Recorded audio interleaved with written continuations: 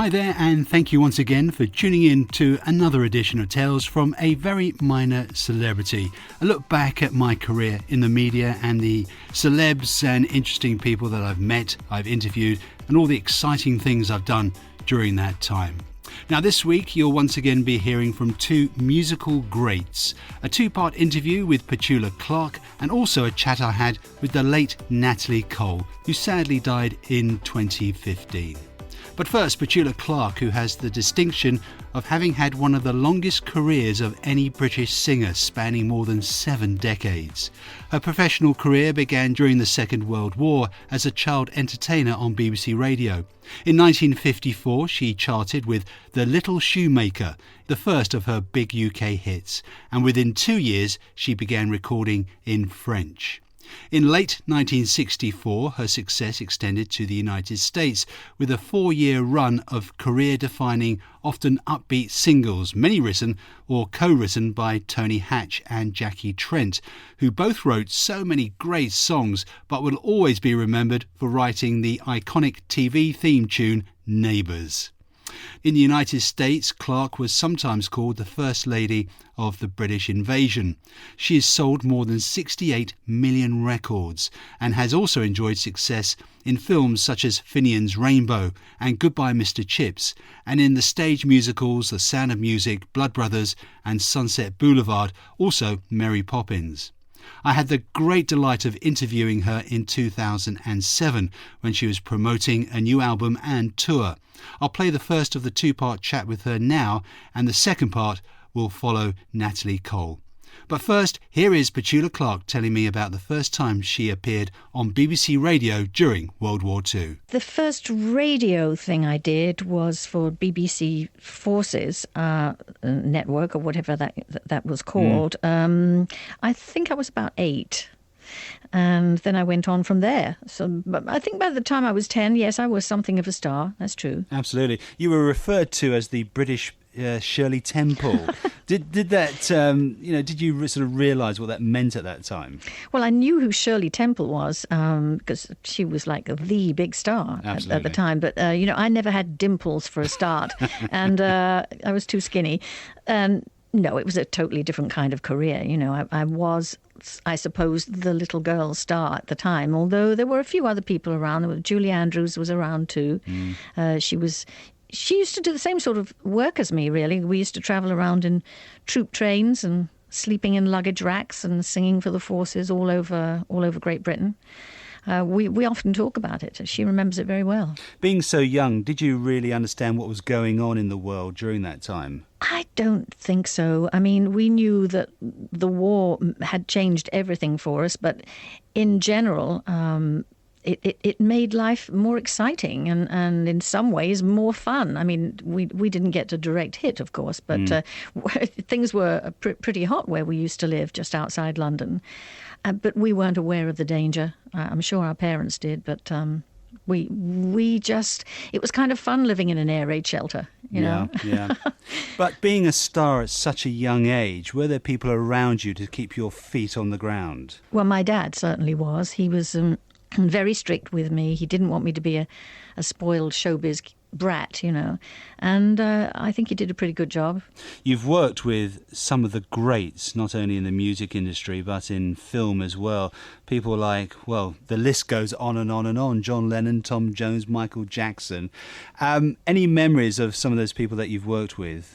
Tom, yes, I did work with Tom. In fact, I had thought at one point of having a duet with Tom on this CD that's out, something that I had already recorded with him. I did a whole show with him, and that was interesting. He's Did you fancy him? No, not your type. No, not really. No. I mean, he was fun. I mean, he's a Welshman too, and I'm half Welsh, and so we had all that kind of connection and a musical connection, of course. But no, Tom was a bit too not. How can I say obvious? But he was. No, it's not my style. Let's put it that way. All right. And you've also had the distinction of dancing with Fred Astaire. Well, yes. I was his last dancing partner on the big screen, and I was terrified at the whole idea of dancing with a stare. Let's face it, I'm a fairly good singer, but I'm not much of a dancer. And anyway, I rehearsed with his amazing choreographer, Hermes Pan, for about 3 weeks on this cute little dance. It's not exactly a huge dance routine, but I was really scared. And then the day came when I had to actually, do this dance routine with Fred. And he walked in, and he was a lovely man, incidentally, very, very sweet, very unassuming. And he just took me in his arms, put the music on, and it was as if I had been born to dance. Then we had to go into the studio to record the song that we were actually doing together. It was our duet. And after the first take, he leapt in the air and said, "My God, I sang with her," So, it works both ways. That's the funny thing about working with these amazing people. They seem to be just as excited about working with me, which never ceases to amaze me. We made Finian's Rainbow in Hollywood, and it was a particularly hot summer, and most of the filming was done out of doors on the back lot at Warner's, and people were fainting left, right, and centre. And so when the weekends came along, everybody kind of flocked into their swimming pools, And Fred used to spend the weekends in his dressing room rehearsing in the dance studio, because he was such a perfectionist and so scared of not being perfect. Yeah. That's what it was all about. And he could never understand why people were sort of at his feet all the time, saying, you are the greatest. That actually embarrassed him. Really? Mm-hmm. And Goodbye, Mr. Chips, another important film for you. Yeah, well, I went straight into Goodbye, Mr. Chips after Finian's Rainbow. Somebody had seen some rushes of Finian's Rainbow from MGM films, and they asked me if I do Goodbye, Mr. Chips. And I played Mrs. Chips opposite Peter O'Toole, and that was a different kind of experience. The movie was made mostly in England at the MGM studios, and in Italy, and in Dorset. It was a very beautiful experience. Perhaps not quite as joyous as Finian's Rainbow, but sort of different. Working with Peter was an education. It really was. I know, yes, all the stories about Peter. Yeah, there was a bit of that going on too, but that's fine, A bit of what? Well, in those days, Peter was, shall we say, partying quite a lot, partaking. Yes. And one of my first experiences with Peter was in Ireland. I went over to do some makeup tests with him, and he was still finishing off A Lion in Winter, I think. And so he said, "Okay, well, we've finished work. Let's go out. Let's go out and have some dinner." So I thought, fine, we'll have a bottle of wine, and that's okay. We did that, and then he said, "Come on, let's have a few drinks." So we started having a few drinks, and we did, I think, every pub in Dublin. And by the time we'd finished there were 20 people trailing around with us, singing very loudly, may I say. And that was my first experience with Peter, and it kind of went on from there.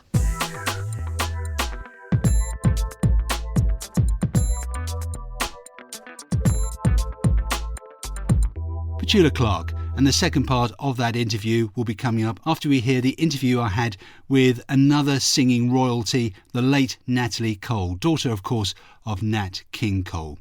She rose to fame in the mid-70s as an R&B singer with hits such as This Will Be, Inseparable and Our Love. And in 1987, on the album Everlasting, her cover of Bruce Springsteen's Pink Cadillac was also a huge hit. In the 1990s, she had her biggest selling album, Unforgettable, with Love, and which sold over 7 million copies and won her 7 Grammy Awards. She sold over 30 million records worldwide during her career. When we chatted, she was promoting her latest album, Ask a Woman Who Knows, which was a return to one of her biggest loves, jazz. I don't think that anyone should put out albums a lot. I think that it takes a while for music to saturate these days. So, I like being able to wait a year or two or 3 if that's what it takes. But I think it just worked out that, it was a couple of years. It's really the first time time in a long while since I've done a jazz album. Yeah. Yeah, so that's really, and with the, with what's going on in the business, and Elektra went from, being a kind of a consummate boutique of different types of music to kind of hip hop. And so we were just kind of basically phased out. It was just time to go. And, then you want to take your time and looking for the right place, to deposit yourself. You've teamed up again with Tommy LaPuma. He was obviously a big influence on you and producer of this album. Is it good to work with somebody that you know and like? Yeah, it's very important. Obviously, personality compatibility is a factor, but also there's a trust, I think, that goes back and forth between an artist and a producer. Sometimes when you go in and you're not really sure just how you want to do something, or you have an idea that you want to try something a little different, and there's an issue of trust there that both of you feel capable to pull something off, so to speak, or that, well, if we go down in flames, we'll go together, that kind of thing. But Tommy is one of the few, I think, producers who just has a great sense and a great knowledge of this kind of music, and yet he's still totally open. He's still got a very contemporary mindset about him. He's not open, to trying different things. I mean, he's very flexible, and I like that about him. And jazz, is it your first love? Well, it's probably one of my top loves. I mean, I still like rock and roll. Really? Yeah, I do. I really do. There's certain kind of groups I like. There's certain kinds of melodies and tunes that I really love and have loved through the years. I just get such a big thrill when I watch someone like Tina Turner or a great rock band. I think the freedom is what I like so much in rock, and I like that same kind of freedom with jazz. I don't feel that same thing in pop. I think pop is very constructed and very predictable, and even though it's as far as economics, it seems to be a big thing. It kind of continues to repeat itself for me in many ways. The whole format of pop is not as attractive to me as being a little more freer in music. So I would say jazz, rock, even being able to work with different rhythms and things like that. Those are attractive to me. Yeah. When you were growing up, you must have been surrounded by all these famous singers. I think it must have been just preordained for you to go into that sort of industry. Yeah, maybe it was. I don't know, because it wasn't something that I yearned for or that I thought about a lot. I really had, set my eyes on being in the medical field. Really? Which is so far away from the musical field. Yeah, I'd gone to school to become a psychologist, and that's what I had worked very hard for. And then this just kind of popped up in my life, and I looked at it as a hobby, something that would be fun to do until I got ready to go to grad school. And I just never got to grad school. And I didn't imagine that I could actually make a living doing this. But when did you find out you could make a living out of it? Probably not till after my first record. I just didn't believe it, and I don't think totally I was taking that seriously, actually, until my first record. And with the hit that came off that record, which was This Will Be, there was, this real buzz of being able to have a real career based on just that one record.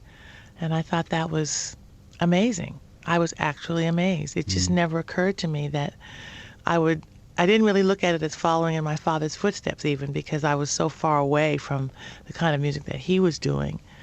But I think after that it became a very focused effort not to do what he did, because it had been so hard getting to that first record. and being, the constant comparisons and why aren't you doing your father's music and da-da-da-da. So with that first album, which was an R&B album, I was determined to stay away from jazz or, anything that would compare me to my dad. What ended up happening was my second record had a jazz song on it, which was a Billie Holiday tune. So it's just always been kind of a shadow, that I didn't really know was there. Would he have preferred you to go into the medical field? Or I'm sure, he was very proud of your success, but in the early days, would he have preferred you to take up that career in medicine? I don't know. I really don't know. It's hard to say. I kind of feel like he would be extremely thrilled to know that I actually did follow in his footsteps. I was a bit of a ham when I was growing up. I was always very outgoing and I seemed to have this gift for music quite naturally, and loved being on the road with him whenever I had a chance, and loved being around the musicians that he, hung with, or some of the singers that, that I would call Auntie and Auntie Ella or Aunt Peggy or, just outrageous things that, were so wonderful. What a privilege. And I just seemed to take to that arena and that environment very easily. And he said something to a friend of his when I was very young about she's got it. Yeah. And he didn't mean she's got the ability to be a doctor. I think he meant she's got that, whatever that's going to take to make her a star. Well, I just wanted to ask you, what emotions do you have when you hear your father sing? Oh, it's great pleasure now. Great pleasure. And at the same, I think that sometimes it's a bittersweet that he's not here. Now my father would probably be like, oh gosh, 84, 83, something like that. But I think earlier on, especially when the Unforgettable album came out, and it did so incredibly well, I wished so hard that he could have been there, physically, to see just all the accolades that were really given to him because of me. And I thought what a blessing it was to have been able to be put in that position he was already legendary and legendary status, but to bring attention again to his craft, his talent, and just the way that he could make a song just so wonderful, to bring that attention again through his daughter was really quite an honor. Absolutely. For me. Natalie, thank you very much. Your new album, Ask a Woman Who Knows. We've got a love song of the day that we play each day on the programme. If I was to ask you to choose one record, one track from your new album to play, which one would it be? Let's see. I guess Tell Me All About It. Very sexy, romantic, very nice. Natalie Cole, thank you very much. Thanks, Simon.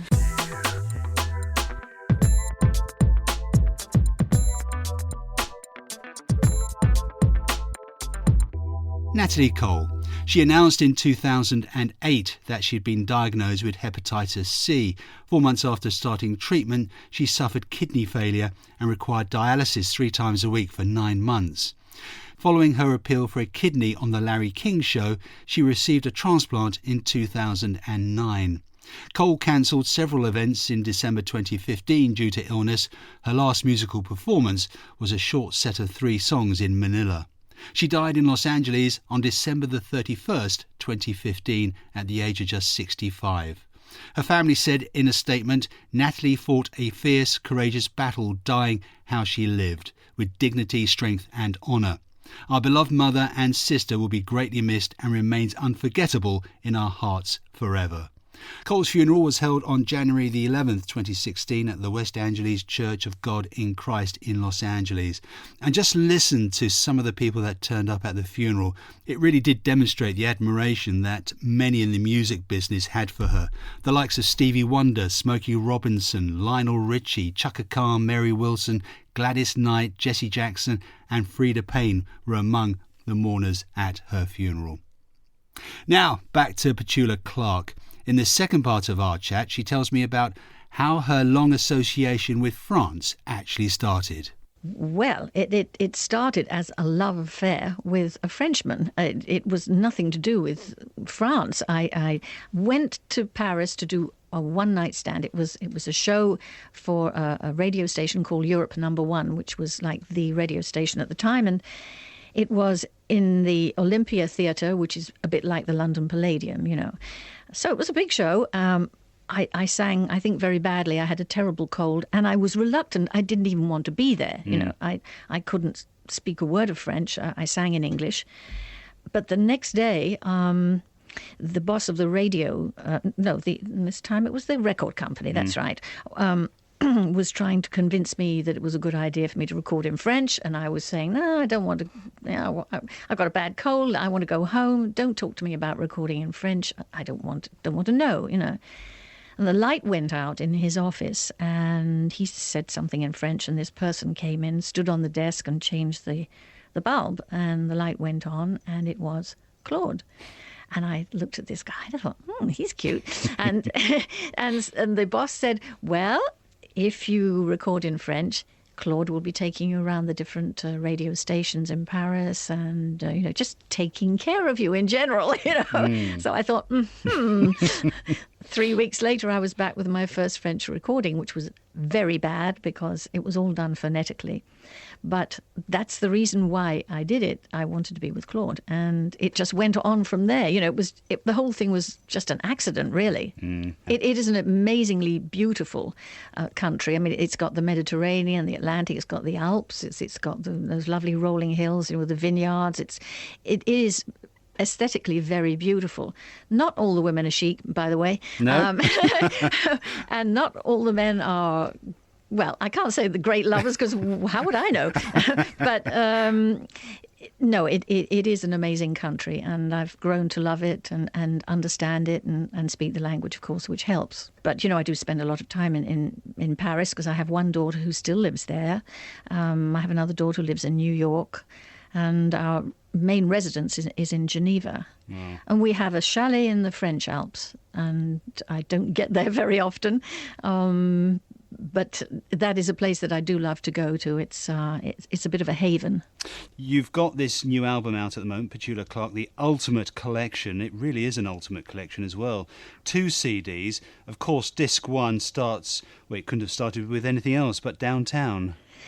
Yeah, the whole of that first side is devoted, I suppose, to those hits, you know, all the 60s hits, and it goes back to Sailor and a few other things, Romeo.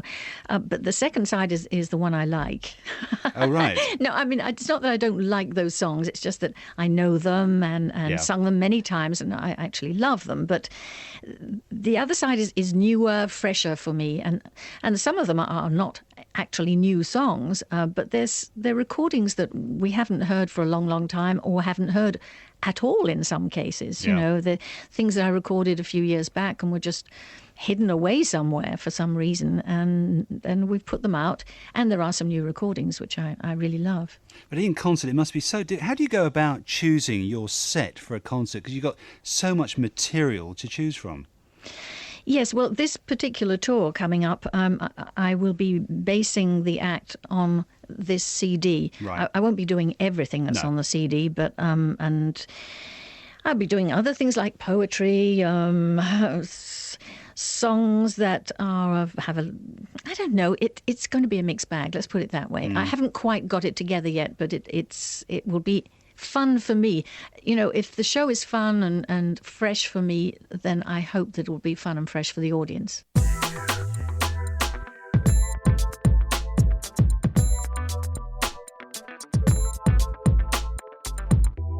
Petula Clark. Since 2012, she's lived for most of the year in Geneva in Switzerland. She also has a holiday chalet in the French Alps where she likes to ski. Amazing lady. Incidentally, I spent some very happy times in France myself. My parents moved to Paris when I was still a teenager, and they had this really lovely apartment not far from the Champs-Élysées. And I spent a wonderful 18th birthday at the Lido, a famous cabaret club, where the likes of Laurel and Hardy, Marlene Dietrich and Maurice Chevalier all performed. Amazing place, amazing show as well. Now, next week you'll be hearing from another musical great, Alan Price, who was the original keyboardist with the Animals. It was strange to play in front of 20,000, 50,000, 14,000 people, because really the audience were the event and you weren't. Yeah. You were just providing the background music to it. And they never really looked on you as human beings. I remember being attacked by fans. And I remember they tore the bass player's hair out, they'd ripped the suits, and they'd run out. They'd bought all the jelly babies up for the Beatles, and they'd thrown them. So we got acid sweets in the end. And if you've been hit by an acid sweet from the balcony, it can really hurt. That's Alan Price, and there'll be another guest as well next week on Tales from a Very Minor Celebrity.